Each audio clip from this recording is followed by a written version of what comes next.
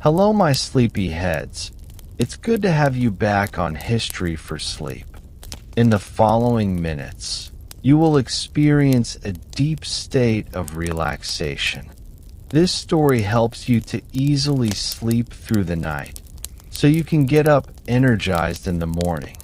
Not only will you fall asleep faster, you will also get rid of disturbing thoughts. Listen to these history stories for at least 10 days for the best results. The longer you listen to the video, the more likely you'll experience persistent and positive changes in the way you sleep.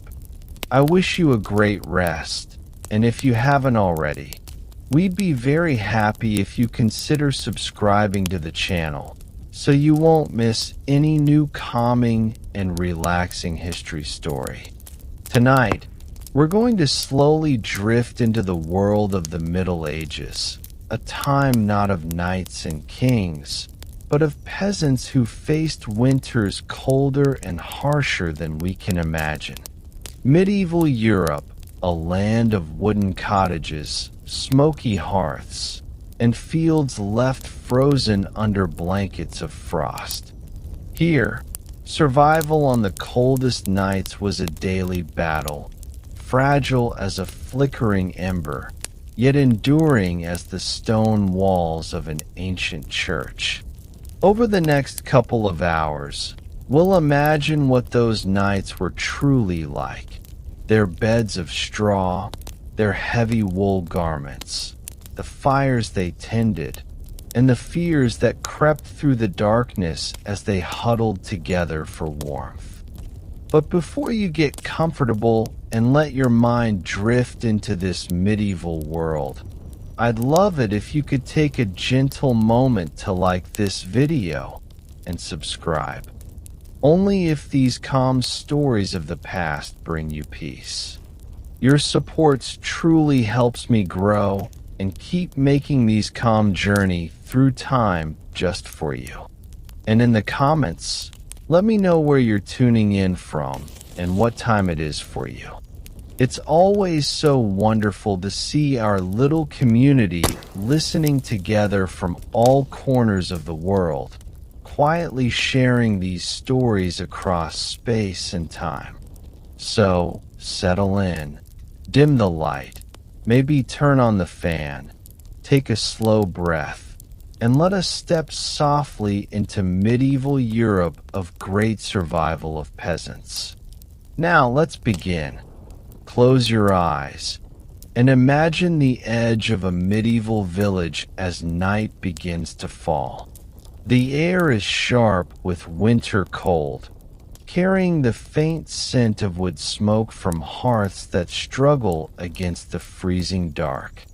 The homes here are not the stone fortresses of lords or the spacious manors of wealth.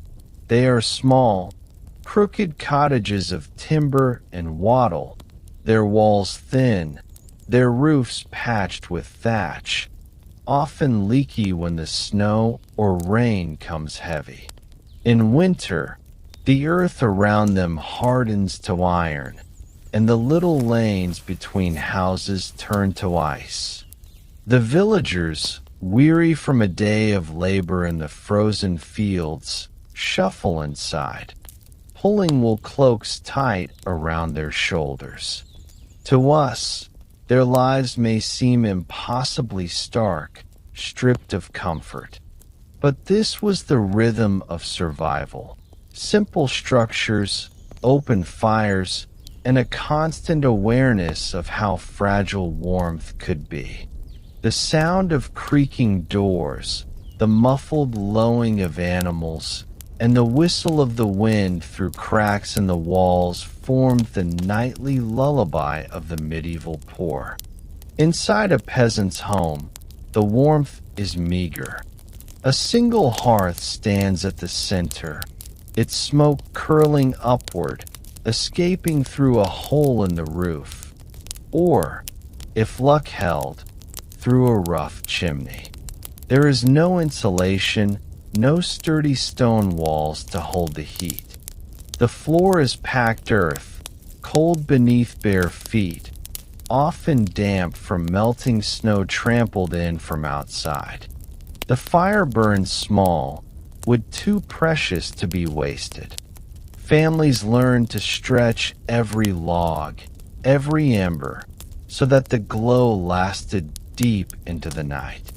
The air inside is thick, smoky, irritating to the lungs and eyes, yet without it, there would be only the brutal cold.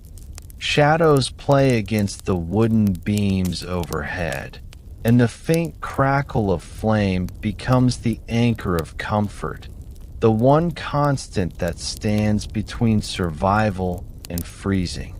Children gather close to it, clutching scraps of wool or animal skins, while parents quietly tend to the last embers, their minds already turning to the fear of how long the woodpile will last before hunger and frost close in. The homes themselves are simple, almost bare by our standards. Furnishings are rough-hewn, a wooden bench here, a table made of planks there. Against the walls lie straw mattresses, sometimes shared by multiple members of the household, sometimes crawling with lice, but still better than sleeping directly on the hard ground. At night, whole families often crowded together in one space, sometimes even in one bed, not out of sentiment, but because body heat was the most reliable shield against the bitter night. Animals, too, played their part. In smaller cottages, chickens, goats, and even a cow might share the living space, their warmth mixing with the humans to drive back the cold. To us, this might sound unclean or unpleasant, but to medieval villagers, it was life. The bleating of goats or the shuffle of chickens was as natural a background sound as the crackle of firewood. Comfort did not come from silence or luxury, but from the closeness of kin and the simple fact of surviving until dawn. When the winds rose, rattling the thatch and pushing icy drafts through cracks in the walls, villagers tightened their cloaks and pulled blankets closer. These were not soft, luxurious blankets, but heavy wool, often coarse and scratchy.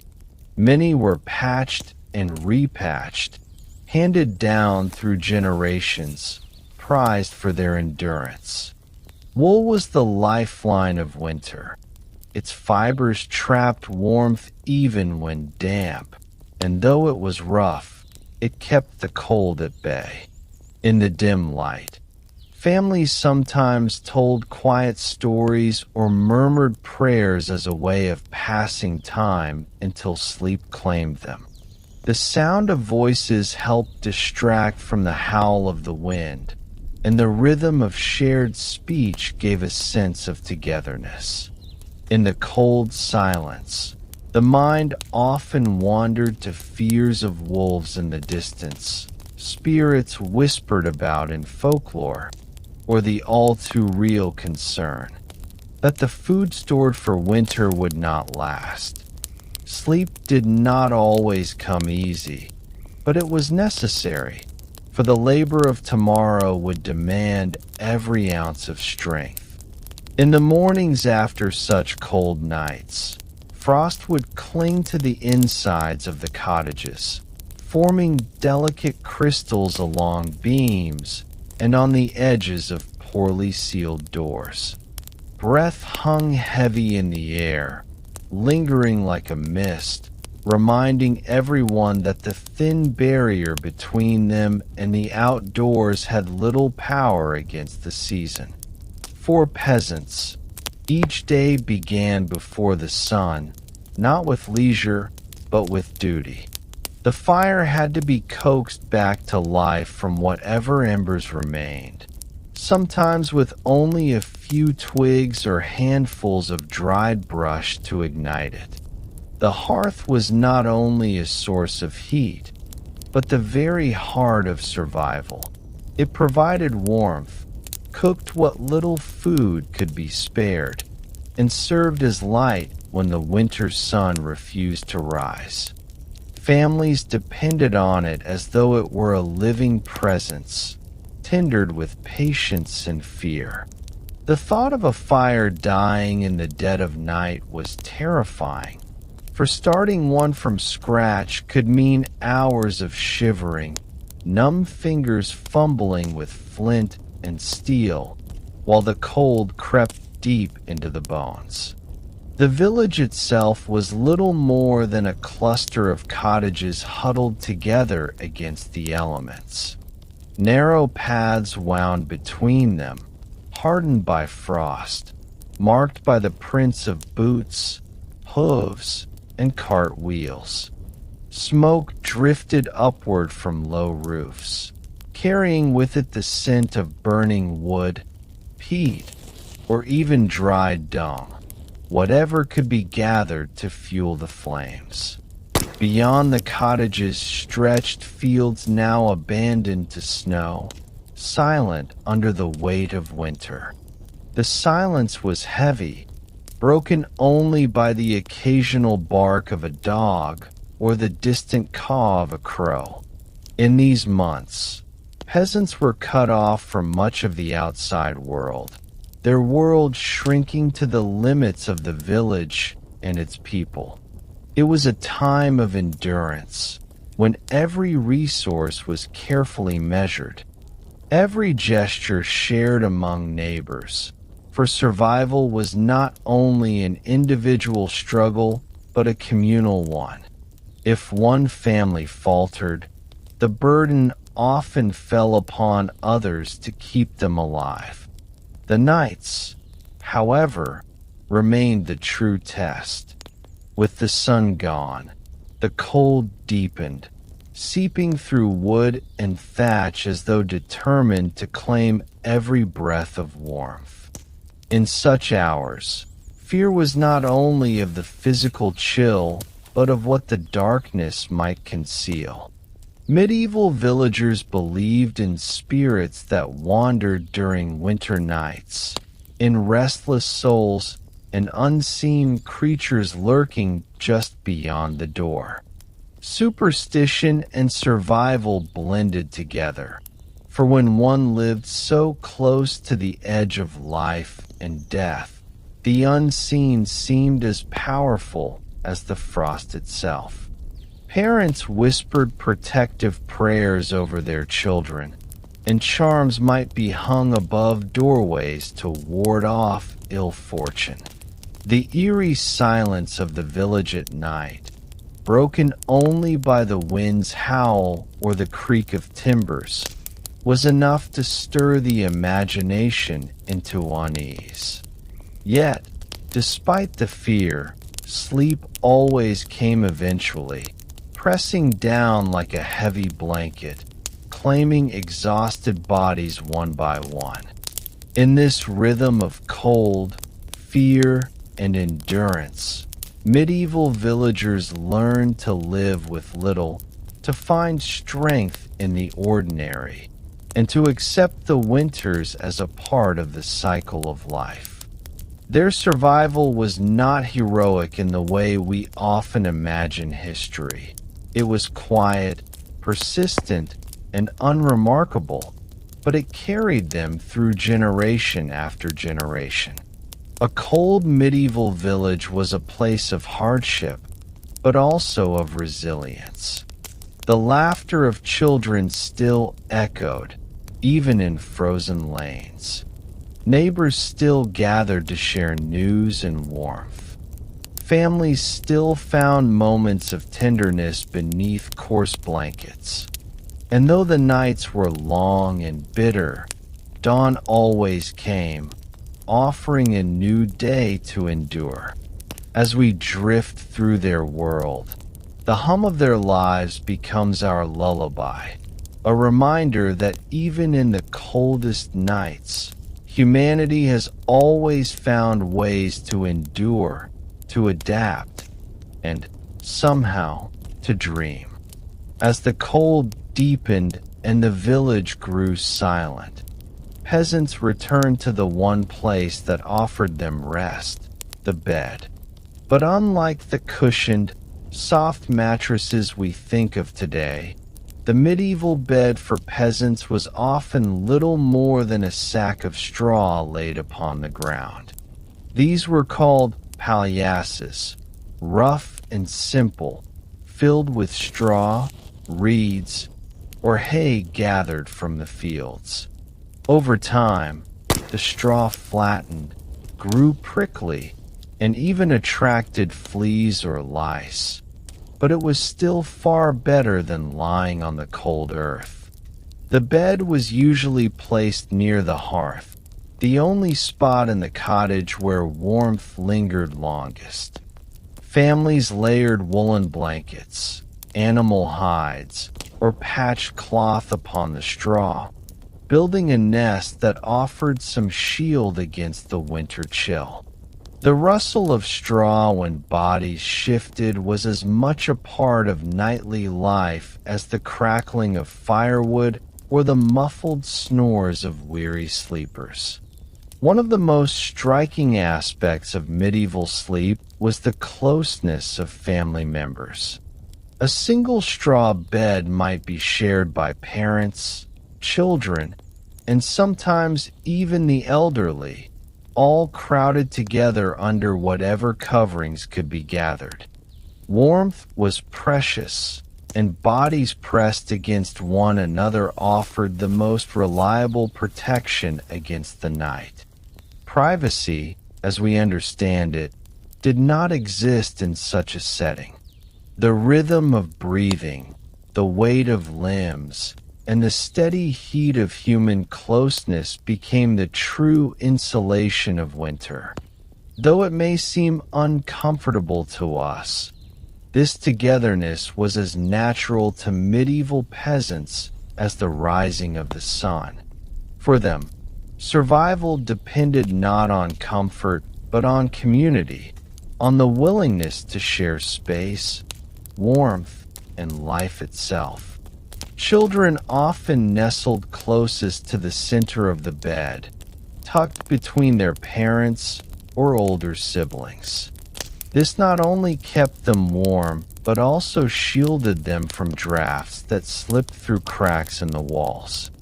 Babies, swaddled tightly in wool or linen cloth, were placed beside mothers for both warmth and safety, though the risks of overcrowding were real. The nightly arrangement was almost ritualistic, with each family member knowing their place in the shared space. Animals, too, were sometimes included in this circle of warmth. A dog might curl up at the foot of the bed, or chickens might roost nearby, their bodies giving off a faint, steady heat. The line between human and animal blurred during these long nights, as all creatures sought the same refuge from the cold. In these moments, the home felt less like a house and more like a living cocoon, layered with warmth, noise, and the quiet trust of shared survival. Yet the straw bed was not without its hardships. The straw grew damp in winter from the breath of sleepers and the moisture in the air. It had to be replaced regularly, a chore that required effort and constant attention. If neglected, the bedding became infested with vermin, turning what little comfort it offered into a restless trial. Still, peasants endured it with resignation, for there was no alternative. The bed, for all its flaws, remained the center of rest and renewal. After long days of labor, hauling water, tending animals, breaking ice to reach wells, Collapsing onto the straw at night was still a small relief. The rustle of hay beneath weary bodies signaled the end of toil, a pause in the endless rhythm of survival. To lie down, wrapped in the warmth of family, was to claim a fleeting moment of peace in a world that asked so much from its poorest people. The closeness of medieval sleeping arrangements created a unique bond within families. Each night was a reminder of dependence, not only on the fire and blankets, but on one another. To fall asleep meant trusting that the combined warmth of kin would carry you through until morning.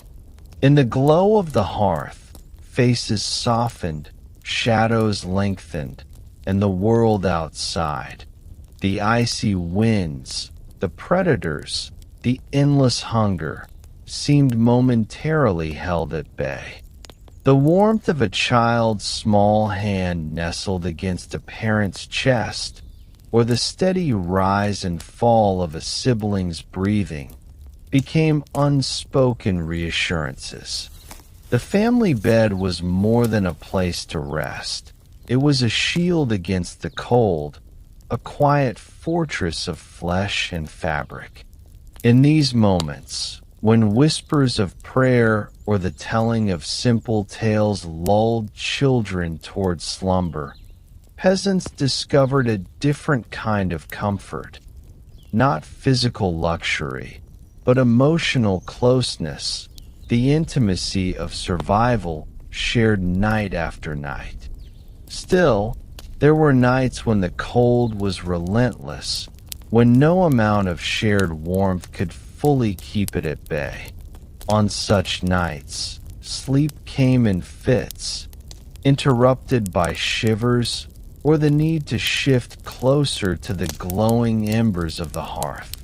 Parents sometimes rose in the darkness to stir the fire, feeding it carefully with what little fuel could be spared. A single log was precious, sometimes lasting hours if tended correctly, and the decision to use one was made with care. In many households, only the faintest glow of coals survived until dawn, barely enough to chase away the frost. In the straw bed, bodies pressed even closer, children burrowing deeper beneath blankets, adults murmuring reassurances in the dark.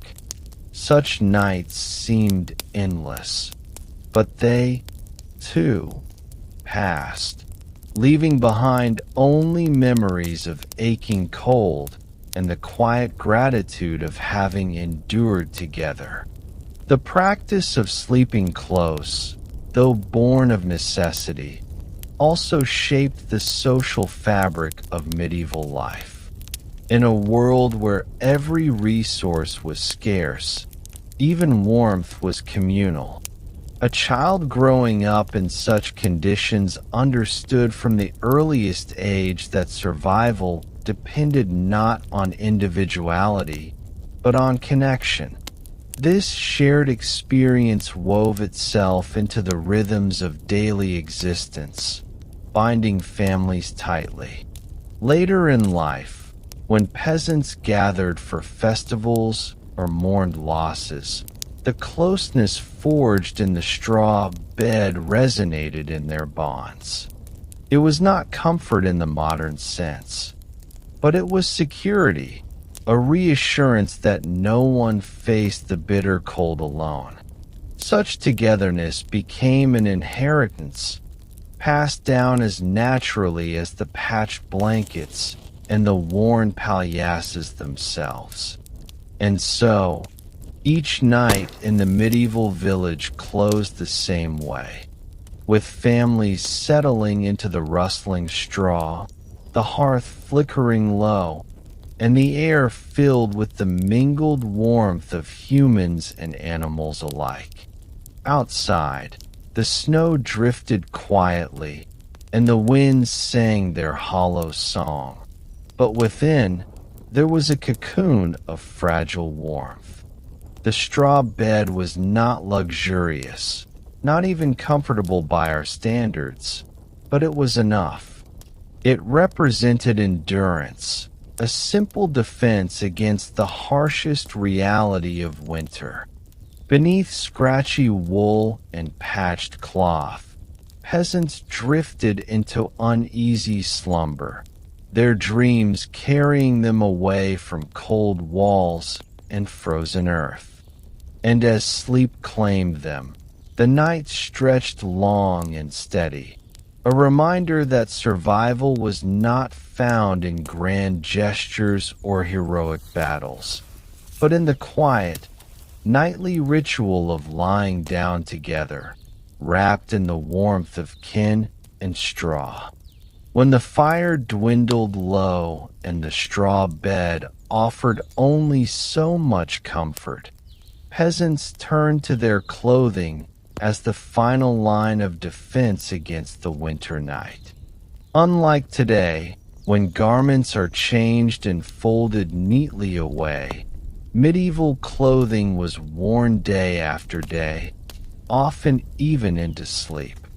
For many, there was no concept of night clothes separate from what they wore in the fields.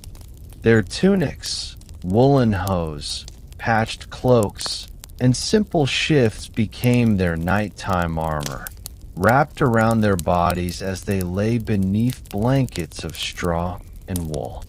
The texture of coarse fabric scratched against the skin, but the weight of it was reassuring, trapping precious warmth close to the body. Sleep came not in silk or linen, but in the same garments that bore the sweat of work and the dust of the fields.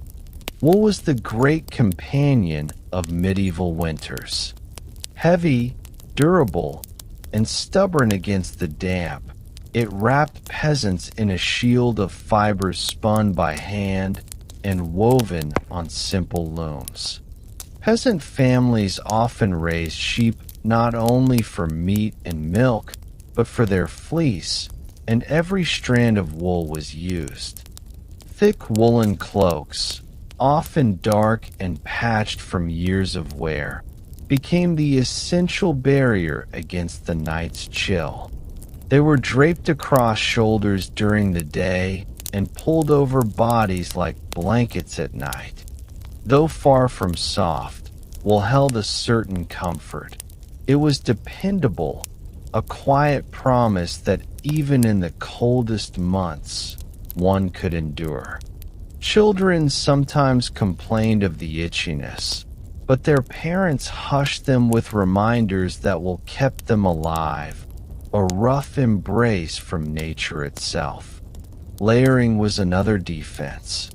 Peasants piled tunic over tunic, hose over hose, until their figures were bulky, weighed down with fabric.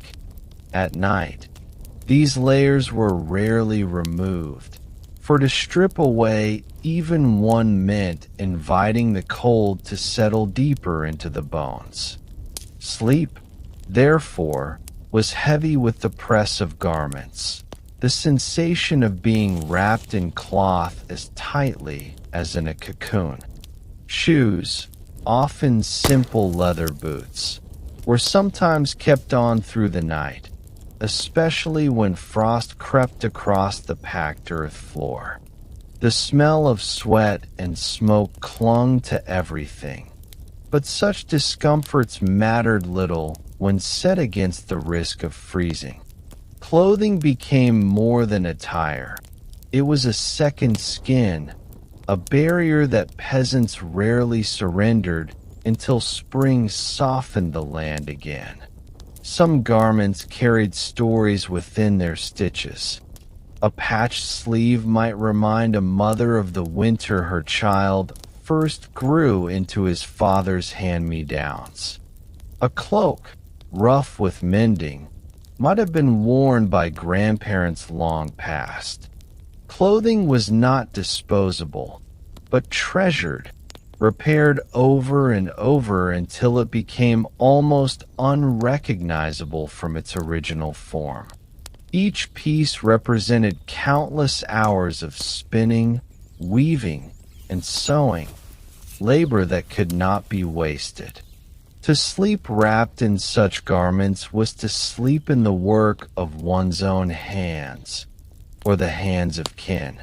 This closeness made the fabric more than material. It was heritage. It was survival woven into every thread. When nights grew unbearably long and winds howled against the cottage, clothing whispered reassurance that those who came before had endured, and so would those who now huddled in the straw bed. Even the smallest scraps of fabric were not wasted when winter descended. Old cloth might be cut into strips and wrapped around hands and feet, serving as makeshift mittens and socks. These bindings were tied tightly, tucked beneath wool hose or boots, giving peasants an extra layer of insulation against the frost that crept up from the ground. Children were often swaddled in layers of hand-me-down garments, sometimes so thickly that their movements were stiff and clumsy, but the bulk meant safety. The poorest families, who lacked enough wool to clothe everyone properly, relied on ingenuity, stuffing extra straw between garments or sewing patches of fur into worn tunics. Every solution, however humble, added one more fragile shield against the night. To lie down fully clothed, bundled in scraps and stitched layers, was not a mark of poverty in the peasant's mind. It was the simple, practical truth of survival. Nighttime rituals often revolved around clothing. Before bed, mothers checked their children's coverings, making sure cloaks were tucked in tight and hoods drawn close. Fathers might add another patch of cloth to drafty spots, or gather a heavier cloak from a peg to spread over the family bed. These gestures, small as they seem, carried immense weight. They meant the difference between a night of relative rest and a night spent shivering awake. In the dim glow of the hearth, the sight of a family bundled together, layer upon layer, cloaks overlapping like shields, was a portrait of resilience. The cold outside might howl through the cracks, but within those layers of wool, fur, and patched fabric, there was a fragile haven. Clothing, in this sense, was not only armor but comfort. A child's favorite tunic, though worn and itchy, became a symbol of safety when pulled close beneath a blanket. A well-mended cloak, heavy with years of wear, was as reassuring as the presence of family. Even the smell of smoke embedded in fabric, though sharp, gave a sense of familiarity. It was the scent of the hearth, of home, of continuity through endless winters. In the silence of the night, as families lay side by side in their straw beds, it was clothing that softened the edge of the cold. Without it, the darkness might have felt infinite, the chill unbearable. With it, however imperfect, there was hope of rest, and in rest, the strength to face another day. And so, clothing in the medieval world was never simply an accessory or a garment. It was a shield, a second skin, a nightly companion in the long war against winter. Each tunic, cloak, and patched sleeve held within it the history of labor, love, and survival. To sleep in these garments was to wrap oneself in the endurance of generations, a quiet reminder that even the harshest cold could be met with patience and resourcefulness. As we drift with them into slumber, we find that the medieval peasant's armor was not forged of iron or steel, but of wool and linen, of stitches and patches, of warmth found in the simplest of things. And in this humble armor, peasants faced the longest nights, letting sleep claim them beneath layers of fabric that carried both the weight of necessity and the whisper of endurance. As the fire faded low and the chill of winter pressed in through cracks and thin walls, peasants often turned to a most practical and unexpected source of warmth: their animals. In our modern minds, the thought of sleeping beside livestock may feel strange, even uncomfortable, but for medieval villagers, it was a simple matter of survival. Chickens, goats, pigs, and sometimes even a cow shared the same living space as the family. Their body heat, steady and uncomplaining, added to the fragile warmth that kept the cold from becoming unbearable. The shuffle of hooves, the soft rustle of feathers, and the occasional snort or bleat became as familiar a nighttime soundtrack as the crackling of the hearth. For peasants, there was no line dividing human life from animal life within these walls. All creatures were united by the same goal: to endure the bitter night until morning. In the smallest cottages, animals sometimes lived under the same roof as people, separated only by a rough partition of wood or wattle. A cow might stand tethered in one corner, its breath steaming in the cold, while chickens perched on rafters overhead. Goats and pigs shuffled restlessly, rooting through straw or nudging against walls. The smell was ever present, a mix of hay, dung, and smoke, but peasants grew accustomed to it, their senses dulled by routine. What mattered most was warmth. Animals, especially larger ones like cattle, radiated heat that seeped into the air, warming the small, enclosed spaces far more effectively than a dwindling fire. This mingling of lives, human and beast sharing the same air, the same warmth, and often the same sounds of sleep, was part of the quiet fabric of medieval survival. Children, in particular, often found comfort in the presence of animals at night. A pig nestled in straw gave off a surprising amount of heat, and little ones sometimes curled close to them, giggling before slumber claimed them. Chickens roosting overhead dropped the occasional feather, their muffled clucks drifting into the half-dark. Dogs and cats, too, were welcome companions, curling at the foot of the straw bed or even burrowing beneath blankets. Their warmth was not only physical but emotional, loyal creatures whose closeness brought reassurance when the night felt endless and the cold crept into bones. For families, animals were not just laborers or sources of food. They were woven into the rhythms of daily and nightly life, guardians of both hearth and heart. Yet, the practice was not without its discomforts. The noise of restless animals often interrupted sleep: the clatter of hooves, the lowing of a cow, or the insistent squeal of a pig rooting in straw. The air could be thick with smoke and the pungent odor of manure, hardly the kind of freshness we might associate with restful nights. But peasants accepted these realities with quiet endurance. Sleep was not measured in comfort, but in survival.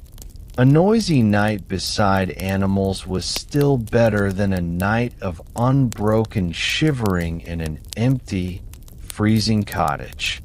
The mingling of warmth outweighed the irritations, and in the morning, as the frost glistened outside, peasants could wake knowing that this fragile partnership with their animals had carried them safely through another night.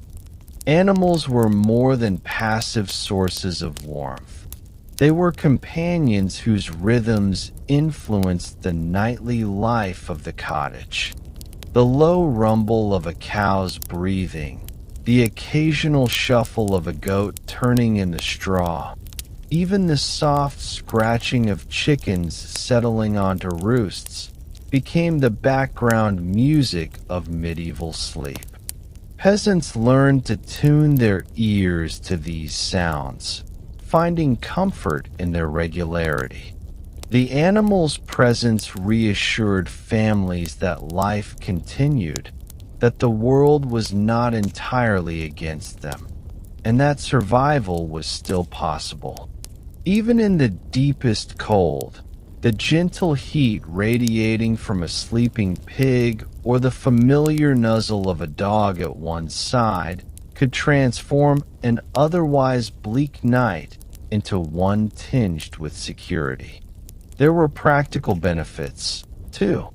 Keeping animals inside reduced the risk of frostbite or death during the harshest winters. Livestock were precious resources, essential to the family's livelihood.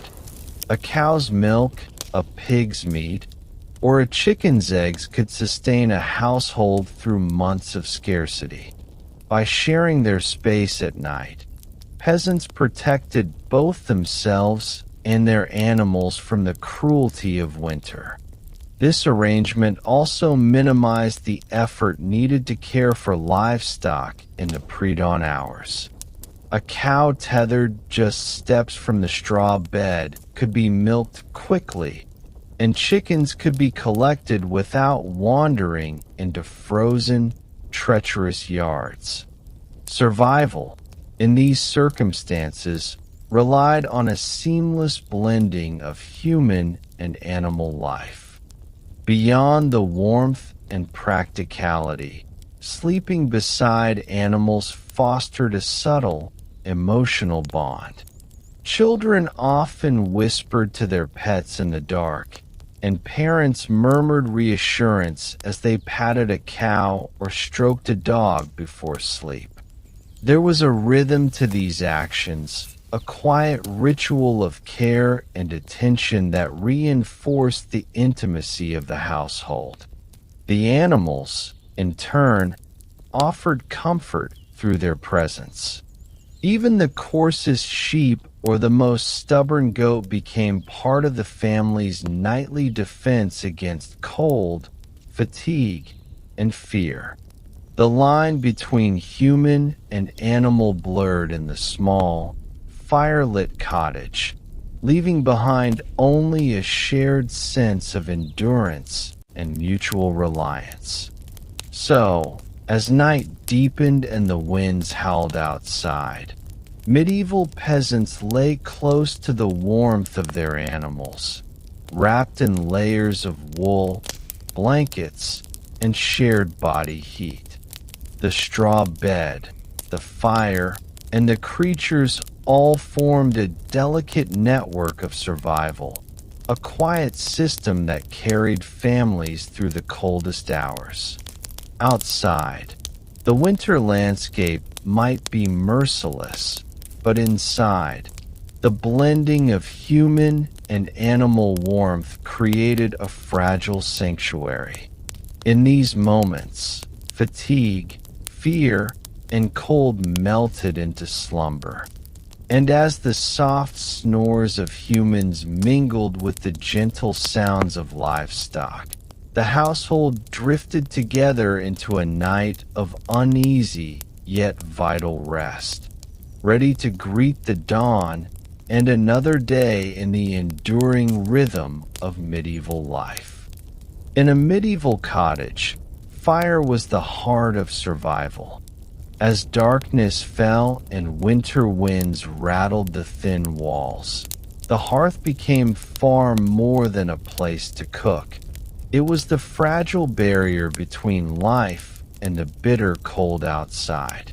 Peasants tended it with care, coaxing sparks to life with flint and steel, careful not to waste the precious wood that could be the difference between warmth and freezing.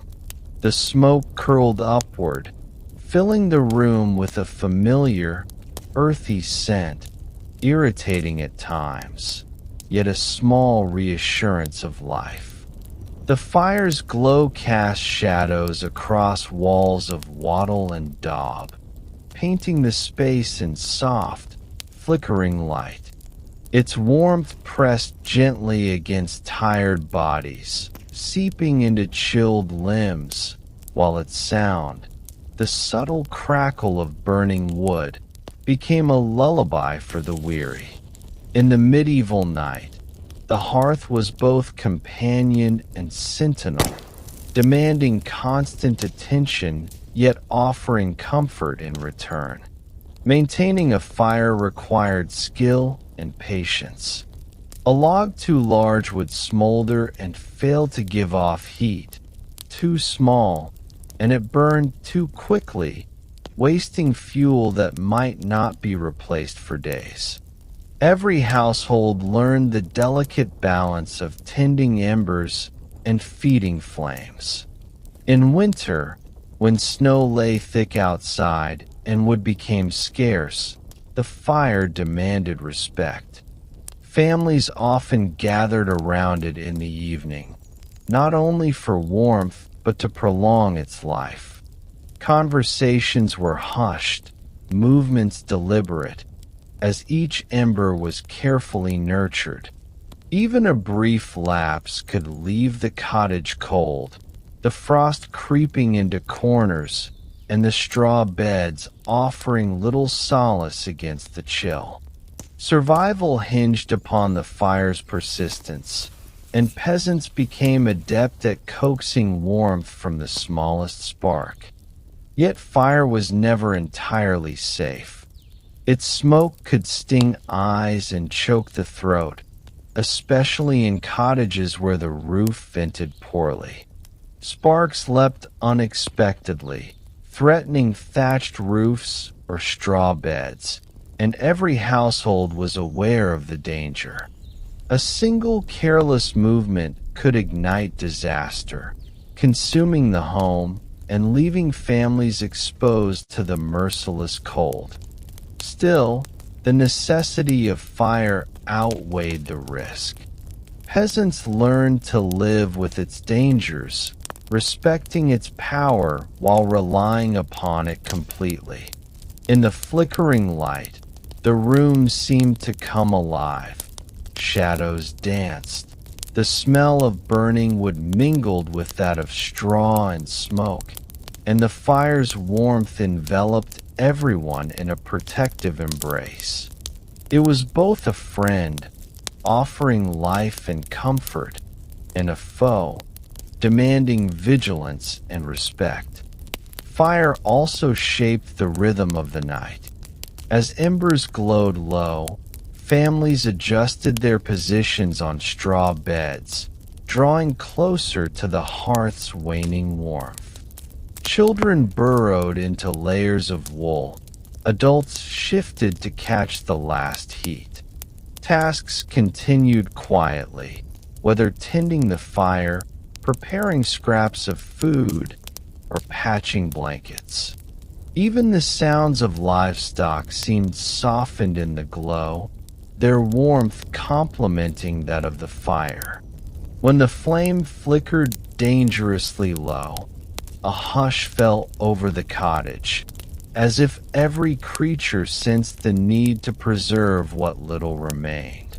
In this way, the fire dictated the pace of the night, guiding the household from wakefulness into slumber, always present, always demanding, always sustaining. Fire also served as a silent storyteller. Its glow illuminated faces, revealing lines worn by labor, eyes softened by fatigue, and hands roughened by work. Around it, families whispered tales, sometimes legends passed down, sometimes the quiet recounting of daily struggles.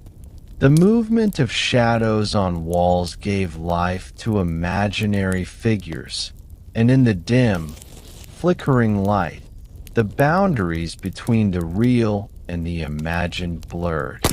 Children, their eyes heavy with sleep, watched the fires dance with fascination, comforted by its constant presence. For peasants, the hearth was a stage for both survival and imagination, a place where warmth and wonder coexisted even in the harshest nights. Beyond comfort, the fire was central to practical survival. It heated water for cooking or washing, thawed frozen food, and prepared grains for meals that sustained exhausted bodies. In the dead of winter, the warmth it offered was essential to prevent frostbite and illness.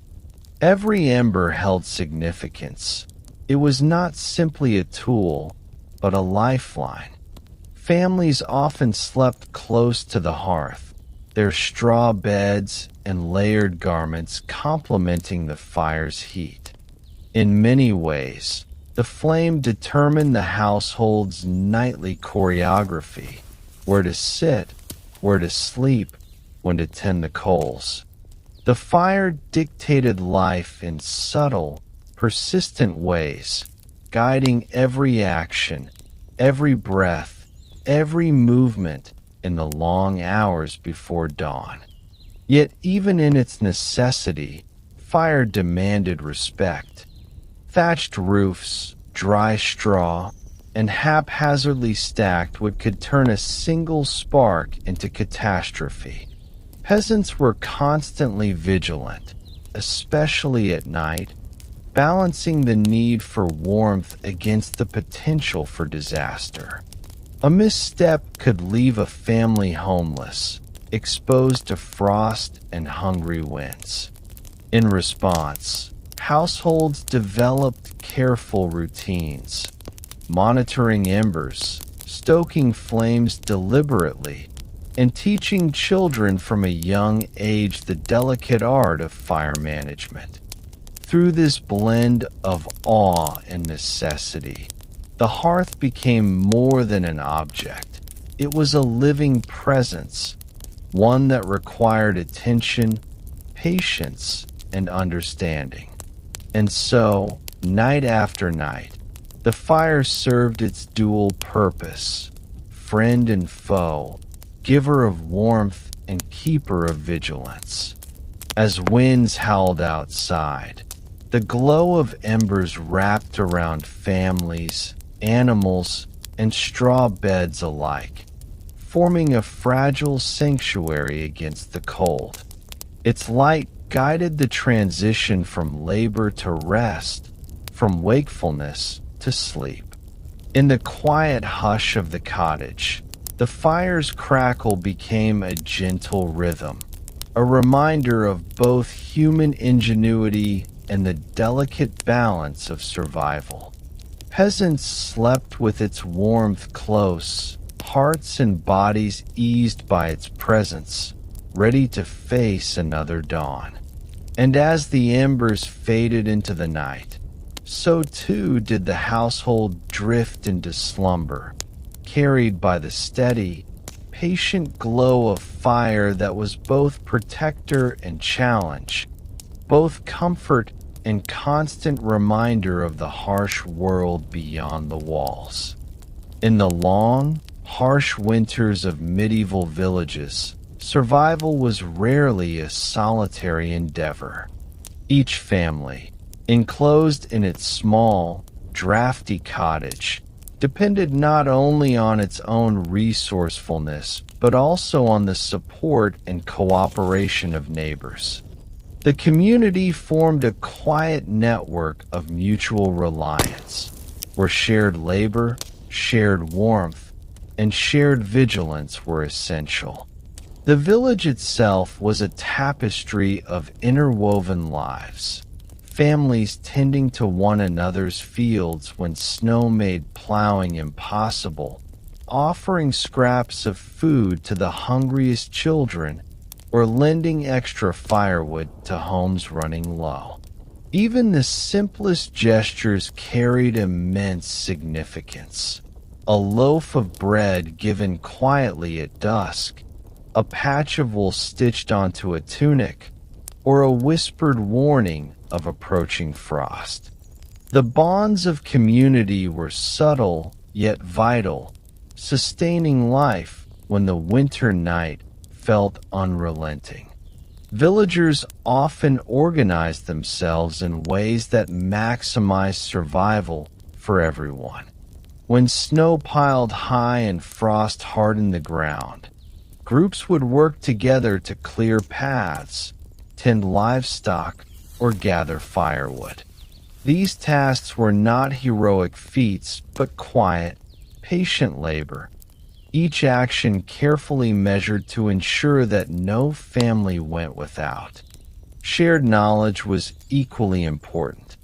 Advice on how to insulate a home, how to stretch meager supplies, or how to preserve straw and wool passed from household to household. Through these exchanges, villagers strengthened not only practical survival, but also a sense of shared experience. The hardships of winter created an invisible web of care, binding people together in ways that comforted both body and spirit. Even in the darkest nights, community offered a psychological warmth. Families knew they were not entirely alone. Beyond their walls, others faced the same challenges, endured similar fears, and celebrated small victories. This collective experience became a form of resilience, a reminder that survival was a shared endeavor. Children, often curious and restless, learned early that neighbors could be allies and teachers. Stories of past winters, tales of endurance, and practical lessons were exchanged quietly, often by the hearth. In this way, the community became an extension of the family, a network of care and vigilance that eased the harshness of isolation. Social rituals reinforced these bonds. Communal meals, gatherings to mend clothing, and shared work in barns or fields offered moments of connection amid the monotony of survival. Even the quietest interactions carried meaning. A nod, a shared joke, or the passing of a small tool to ease someone's labor. These gestures, simple as they might appear, had profound effects. They reminded villagers that they were part of something larger, a network of interdependence where the endurance of one often supported the endurance of many. In the long, cold nights, these bonds were as essential as straw beds or woolen cloaks, offering comfort in the knowledge that the village endured together. Community vigilance was crucial, especially during the harshest nights. Villagers often kept informal watch, listening for signs of danger, wolves roaming near the outskirts, thieves preying on isolated cottages, or neighbors struggling with illness or fire. These small acts of care went largely unnoticed in daily records, but they were essential for survival. A warning shouted across the snow, a shared bundle of firewood delivered quietly to a struggling family, or guidance offered to a lost traveler could mean the difference between life and death. In this way, medieval villagers were bound not only by necessity, but by an unspoken code. Each person's survival contributed to the safety and warmth of the whole. The reliance on community extended to children as well. Young ones were often entrusted with errands, carrying small bundles of food or messages between homes, learning early the importance of cooperation and trust. In doing so, they became active participants in the network of survival, gaining both responsibility and reassurance. Even games and storytelling took place in communal spaces, fostering bonds that would prove essential in times of scarcity. By participating in these shared experiences, children absorbed lessons of endurance, adaptability, and empathy, values that sustained them through cold nights and long winters. Religious and cultural rituals further reinforced communal ties. Seasonal festivals, feasts, or simple gatherings at the local chapel provided structured opportunities for villagers to come together. Though food and warmth might have been meager, the shared experience offered psychological sustenance, a reminder that no family faced the long nights entirely alone. The repetition of these rituals created rhythms within the harshness, marking time, celebrating survival, and binding communities through shared observation and reflection. Even in silence, the presence of others nearby, whether in labor, prayer, or quiet companionship, imbued the village with a sense of endurance greater than any individual could achieve alone. And so, the medieval village functioned as an intricate system of care, patience, and shared vigilance. Straw beds, woolen cloaks, fires, and animals all played their parts, but none were as vital as the unseen bonds that connected families to one another. Community was the invisible hearth, the collective warmth that carried people through the coldest nights, softening fear and lending hope. In the quiet hush of winter evenings, villagers could rest, wrapped in layers of clothing, blankets, and human connection, knowing that together they could endure whatever the long night and freezing wind might bring. It was a subtle, uncelebrated strength, but one that defined life in the medieval world, a network of support, trust, and quiet resilience that allowed survival to become a shared, living story. Winter nights in a medieval village were long, dark, and often unsettling. The wind's mournful howl, the creak of timbers, and the shadows cast by the flickering fire all stirred the imagination. And in such an environment, myths and superstitions were as much a part of life as straw beds and woolen cloaks. Villagers believed that spirits roamed during the coldest nights, restless souls wandering between the worlds of the living and the dead. Strange lights in the snow, unexplained noises, or the sudden movement of shadows could signal supernatural presence. These beliefs were not merely tales to scare children. They were deeply woven into daily routines, shaping behavior and guiding the smallest actions. Even adults, hardened by labor and years of experience, treated certain omens with caution, quietly adjusting habits to honor unseen forces. Superstitions influenced everything from bedtime arrangements to fire maintenance. For instance, it was thought that failing to maintain a strong hearth could invite malevolent spirits, or that neglecting to cover one's head during sleep might leave the soul vulnerable. Animals, too, were part of these beliefs. Cats were often seen as guardians against evil, while strange behavior in livestock might be interpreted as signs of supernatural disturbance. Parents whispered warnings to children, telling them to avoid wandering alone, to step carefully around shadows, or to place charms above doors. These rituals, subtle as they were, offered a psychological shield against the unknown, blending fear with the practical need to maintain vigilance during the long, cold nights. Certain nights were especially charged with superstition. The winter solstice, marking the longest night of the year, carried both dread and ritual significance.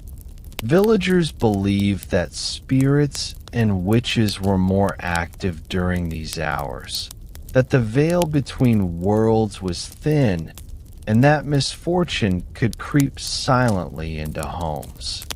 Families might stay unusually close to the hearth, children snuggled tightly between parents, while charms, amulets, or prayers were offered to ensure safety. These practices, passed from one generation to the next, became part of the nightly rhythm, blending seamlessly with the practical routines of fire tending, feeding animals, and adjusting straw beds. Even the most skeptical adults often participated, recognizing that belief itself offered comfort in the face of unrelenting darkness. Folktales and oral traditions thrived in this environment. By the hearth, elders might recount tales of winter spirits, ghostly apparitions, or creatures that roamed snowy forests, keeping children both enthralled and cautious. These stories, though tinged with fear, also contained lessons, warnings about respecting nature, tending animals, or preserving warmth and resources. The repetition of these tales was soothing in its own way, creating predictability in nights otherwise dominated by uncertainty. Shadows danced on walls, firelight flickered, and imagination wandered. Yet within this controlled fear, families found a rhythm of caution, storytelling, and eventual rest. Even small, seemingly ordinary events could be charged with meaning. A sudden gust of wind rattling the shutters, the howl of a distant wolf, or the creak of a wooden beam might be interpreted as omens or messages from unseen forces. Peasants responded with subtle rituals, crossing themselves, muttering prayers, or ensuring that the fire did not falter. Some families kept small charms made from herbs, twine, or metal above doorways or near the hearth, believing they could ward off evil spirits. These acts were not frantic or panicked, but deliberate, a quiet reinforcement of safety in the face of uncertainty. In the dim glow of the hearth, such routines provided a sense of control, however fragile, and allowed sleep to arrive more easily despite the restless night outside. Animals, once again, played a role in these superstitions. A cat curling at the hearth was seen as a protective presence, while unusual behavior in dogs, pigs, or chickens could signal approaching misfortune. Farmers learned to read these signs with attention, blending observation with belief, and the patterns became part of the fabric of village life. Even the smallest gestures, a nudge, a growl, a sudden movement, might be interpreted as a message from beyond, guiding nightly precautions. These practices reinforced vigilance, ensuring that families remained attentive to both natural and supernatural threats. In this way, superstition was intertwined with survival, offering both caution and a comforting structure to the long, dark nights. The telling of myths also created a shared sense of continuity and identity within the village. By repeating these stories, each generation absorbed the knowledge, fears, and wisdom of those who had survived long winters before them.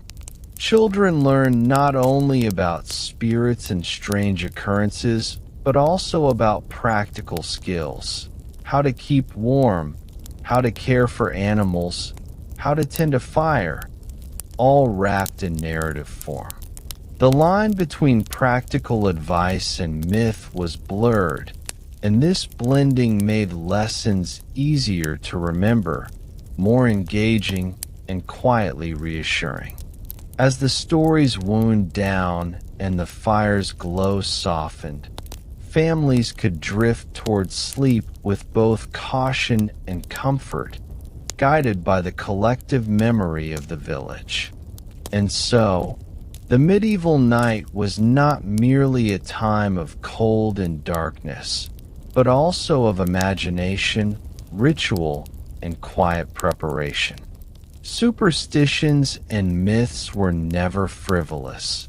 They shaped behavior, reinforced vigilance, and offered a subtle comfort in a world governed by winter's harshness. Families slept with these lessons and stories in mind. Children nestled close to parents, animals warming nearby, fires crackling low, and blankets and wool layered thick. In this carefully orchestrated web of warmth, vigilance, and belief, the long night passed, carrying villagers gently toward the dawn. The myths of winter nights were, in their own way, as vital to survival as straw beds, clothing, or the hearth, an invisible shield woven from story, ritual, and human ingenuity. After hours of darkness, frost, and quiet vigilance, the first hint of dawn crept over the medieval village. Light arrived slowly, brushing the snow-covered roofs with pale gold and casting long, delicate shadows across frozen fields. For peasants who had endured the coldest nights, the return of light brought both relief and renewed energy. The warmth of the hearth might still linger, and the animals, stirred by faint light, began their gentle movements. The straw beds, layered clothing, and shared warmth had carried families through the night. But it was the dawn that signaled the beginning of another day of labor, endurance, and survival. Even the softest light felt profound, a quiet triumph over hours of darkness and the relentless winter chill. Dawn was not simply a visual phenomenon. It was a rhythm of life.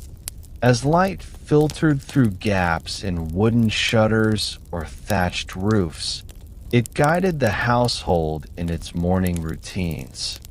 Children stretched sleepily, rubbing eyes, while parents began stoking the hearth to rekindle the fire for breakfast.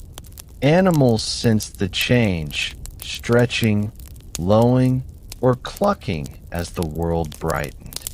The village itself stirred gradually, with neighbors exchanging murmured greetings or sharing news of overnight happenings. Frost sparkled on the edges of straw and roofs, a reminder of the night's cold, while the soft light of dawn offered reassurance that life, though fragile, continued. The return of light also provided practical benefits. Snow glimmered, paths became more visible, and frozen wells could be approached safely. Fire, once carefully maintained throughout the night, could now be fueled with more abundant daylight resources. The first chores of the day, whether feeding livestock, gathering firewood, or preparing a simple meal, were guided by the sun's gradual rise.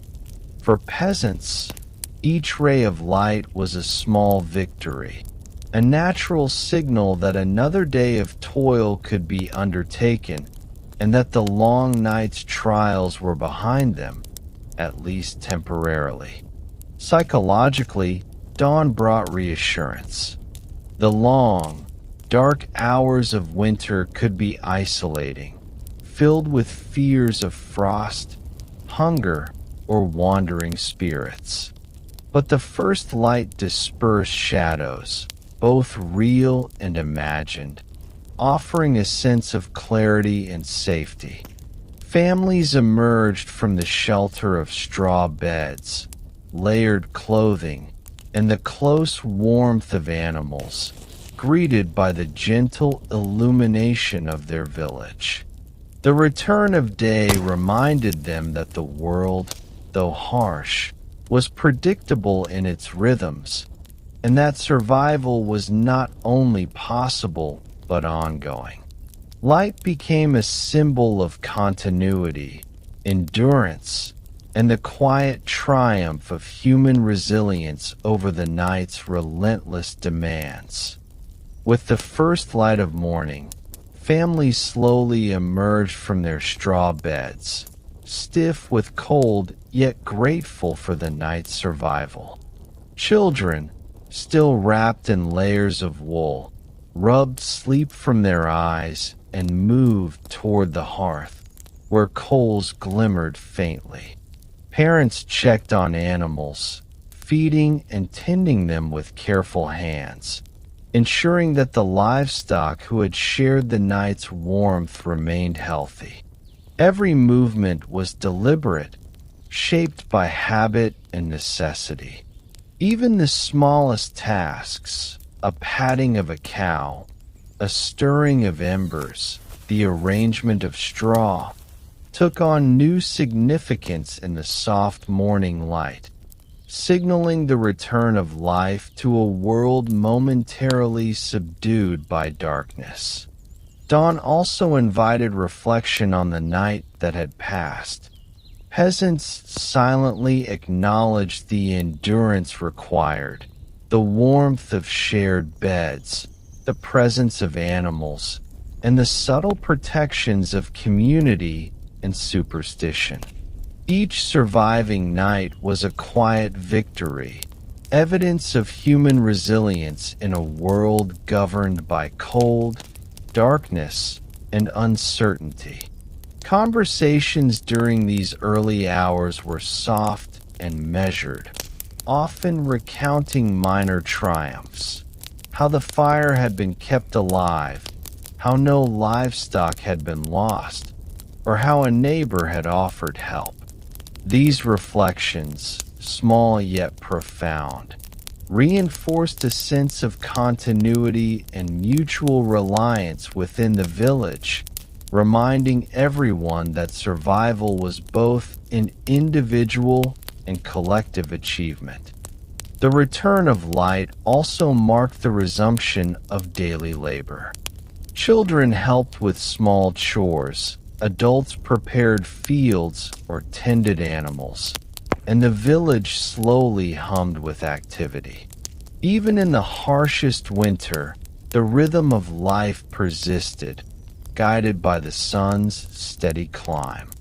Dawn transformed the world visually and emotionally, offering clarity after the uncertainty of night, confidence after vigilance, and energy after fatigue. The experience of enduring darkness imbued the day with perspective, highlighting the preciousness of warmth, light, and human companionship. Each sunlit hour became an opportunity to continue survival, to prepare for the next night, and to appreciate the fragile beauty of existence in the medieval world. And so, the cycle continued. Darkness gave way to light, cold yielded to warmth, and fear was tempered by resilience. Peasants faced each night with straw beds, layered clothing, the companionship of animals, the glow of fire, and the support of community, all under the watchful guidance of superstition and ritual. Dawn, then, was more than a natural occurrence. It was a daily confirmation that survival was possible, that life persisted despite hardship, and that each household had endured the trials of the night. As sunlight illuminated frost-laden roofs and fields, the village awoke slowly, carrying with it the quiet triumphs, lessons, and memories of the long hours that had passed. And in these early moments, the medieval world revealed its rhythm, its resilience, and the profound, gentle persistence of life, wrapped in warmth and light, ready to face yet another night. In the medieval village, winter was not only a test of endurance against cold, but also against hunger. Fields lay fallow beneath thick snow, and livestock, while sheltered and warmed, could provide only so much sustenance. Stored grains, root vegetables, and preserved foods were rationed carefully, often stretched thinner as the months wore on. Families learned to measure each portion, mindful that overindulgence today could mean starvation tomorrow. Hunger was not a distant threat. It was a constant, gnawing presence, shaping every decision and influencing every action. Even the warmth of layered clothing and the comfort of shared beds could not fully mask the quiet ache in stomachs, reminding peasants that survival was a delicate balance of resourcefulness, patience, and vigilance. Meals during the long winter were modest and repetitive. Porridges, stews, and soups formed the core of sustenance, often flavored only with herbs or the occasional root vegetable. Meat was a rare luxury, saved for special occasions or when an animal's life had to be sacrificed. Families developed ingenious ways to make limited food stretch. Grains were ground finely, vegetables boiled slowly to preserve every calorie, and leftovers were repurposed with care. Children, though young, learned to appreciate each morsel, understanding that waste could mean hardship. Hunger became a teacher, instilling discipline, patience, and a heightened awareness of scarcity that defined life in the village for months on end. Communal efforts often alleviated the harshness of winter hunger. Neighbors shared what they could: extra grains, a piece of preserved meat, or a few eggs, ensuring that no household was entirely bereft. Even small acts carried immense weight. A loaf of bread split quietly at dusk, a bowl of porridge passed to a child, or the lending of a storage sack of potatoes. These gestures, born of necessity and compassion, reinforce social bonds while quietly bolstering survival. In a world where every day could bring uncertainty, the interconnectedness of village life was as vital as the straw beds, clothing, and hearth fires that carried families through the night. Hunger, however, was not merely a matter of physical survival. It shaped daily behavior and mental focus. Families rationed labor, deciding which tasks were essential and which could be delayed. Children were enlisted in chores that contributed directly to food preparation or preservation. Every movement, from fetching water to chopping wood, was measured against the potential reward of nourishment. The long winter pressed peasants to consider not only immediate survival, but also the long-term security of resources. Planning, foresight, and careful attention to detail became crucial skills, cultivated under the quiet pressure of hunger and cold. Even with careful planning, the cold months often brought times of acute scarcity. Families might wake to find that a pot of porridge was nearly empty, or that the last root vegetable had been consumed. In such moments, every bite was savored, and even scraps became valuable. Hunger sharpened the senses, compelling vigilance in food storage, fire maintenance, and community interaction. Villagers learned to anticipate shortages, sharing information about available resources, bartering what little they had, and adapting recipes to make the most of limited ingredients. The long winter hunger was not simply a physical trial. It was a teacher, shaping ingenuity, resilience, and the subtle art of stretching survival across days, weeks, and months. Children experienced hunger in ways both physical and emotional. They learned to wait patiently, to resist temptation, and to appreciate the smallest portion of nourishment. Meals were moments of both sustenance and education, opportunities to impart practical lessons about rationing, sharing, and gratitude.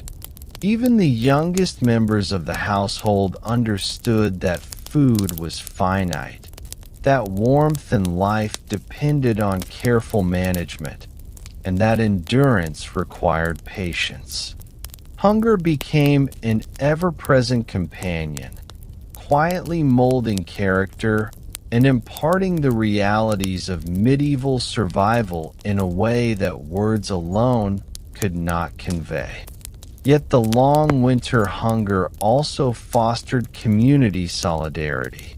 Shared hardship encouraged generosity, empathy, and collaboration. When one family had a small surplus, it might quietly offer a portion to another, reinforcing social bonds and mutual reliance. Festivals, religious observances, or even informal gatherings became moments to pool resources, share meals, and ensure that children did not go entirely without. The shared experience of scarcity created invisible threads connecting households, weaving together survival with compassion. In this way, hunger, though harsh and relentless, became both a challenge and a bridge, shaping not only the physical endurance of peasants, but also the moral and emotional fabric of village life. And so, as the long nights pressed on and snow blanketed the land, the medieval peasant endured hunger with quiet determination. Straw beds, layered clothing, the warmth of animals, the glow of fire, and the support of community all worked in concert to sustain life. Hunger remained a constant reminder of fragility, yet it also revealed human resilience, ingenuity, and compassion. Each day, each small meal, each shared morsel was part of the ongoing rhythm of survival. In the hushed stillness of winter, the village persisted, carrying families through the long night and into the next day, where light, warmth, and sustenance could be found once more, an enduring testament to the strength, patience, and resourcefulness of those who lived in a world governed by cold and scarcity. The bitter winters of medieval villages were unforgiving, yet from these long, cold nights emerged lessons that shaped not only daily life, but the very character of those who endured. Survival was never a solitary pursuit. It required a delicate balance of resourcefulness, patience, and the quiet support of community. Families learned to value every scrap of food, every ember in the hearth, and every layer of wooled clothing. They discovered the importance of animals not merely as livestock, but as sources of warmth, companionship, and security. These lessons, often passed down silently through observation and practice rather than instruction, became part of the unspoken knowledge that guided life in harsh conditions. Endurance in winter demanded careful planning. Households anticipated shortages, rationed food, preserved resources, and arranged sleeping areas to maximize warmth. Each night became a rehearsal in resource management, teaching subtle strategies that ensured survival through months of scarcity. Children absorbed these lessons gradually, learning to measure portions, monitor fires, and tend animals with quiet diligence. The repetition of these actions instilled discipline, resilience, and a deep appreciation for the fragility of life. In this way, the harshness of winter became both a challenge and a teacher, shaping habits and skills that would serve families not only through cold nights, but across their entire lives. Community played a central role in these lessons. No household could endure winter entirely alone. The interdependence of neighbors provided warmth, food, and guidance. Sharing firewood, lending surplus grain, or offering advice on winter survival were simple acts that carried immense weight. Children learned that generosity and cooperation were as vital as rationed food, and adults understood that social bonds reinforced physical endurance. In this way, the village itself became a living classroom, teaching both practical survival skills and the moral imperatives of compassion and solidarity. Observation of nature was another crucial teacher. Villagers learned to read the behavior of animals, the signs in the sky, and the subtle shifts in weather. A sudden gust of wind, the thickening of frost, or the restlessness of livestock offered guidance for daily routines and safety precautions. Knowledge of these patterns ensured that families could anticipate challenges and act accordingly. Winter became a period of heightened awareness, where survival depended not only on physical labor, but on careful attention to the natural world.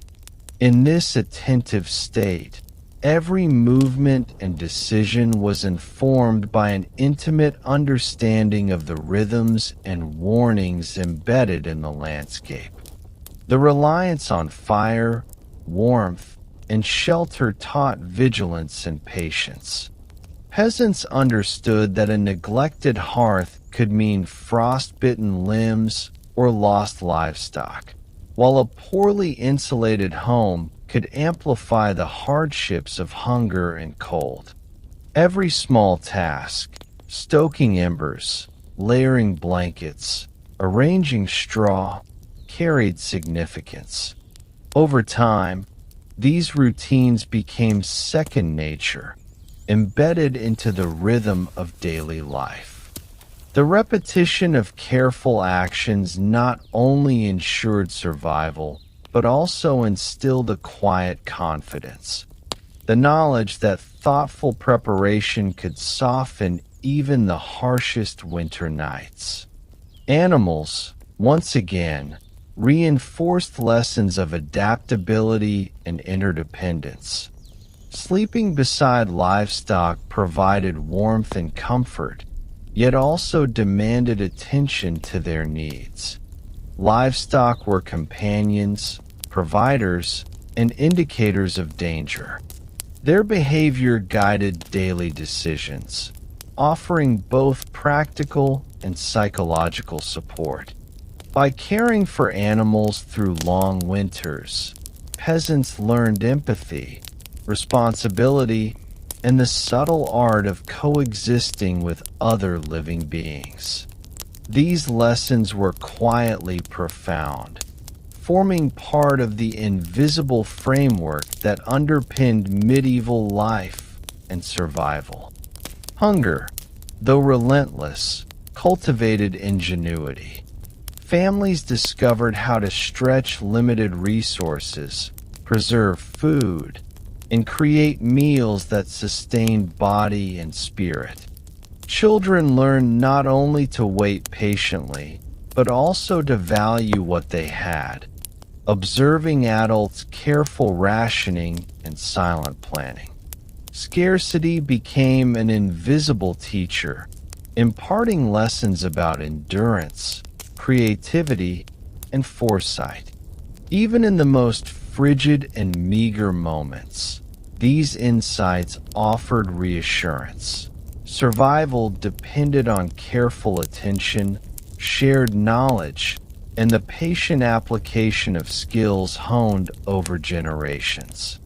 And so, the long, cold nights of the medieval winter left behind more than frost and hunger. They left a quiet legacy of survival. Families emerged from darkness, warmed by fire, animals, community, and the lessons embedded in endurance. Every rationed meal, every tended hearth, every whispered superstition, and every shared glance contributed to a tapestry of resilience.